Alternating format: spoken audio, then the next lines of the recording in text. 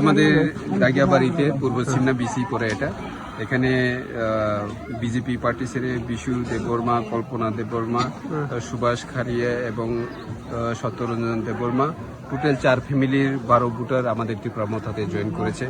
ওনাদেরকে আমরা ত্রিপুরা মথার পক্ষ থেকে স্বাগত জানাচ্ছি, ওয়েলকাম জানাচ্ছি এবং আগামী দিনে এরকম জয়েনিং প্রোগ্রাম আরও হবে, এটা স্বাভাবিক।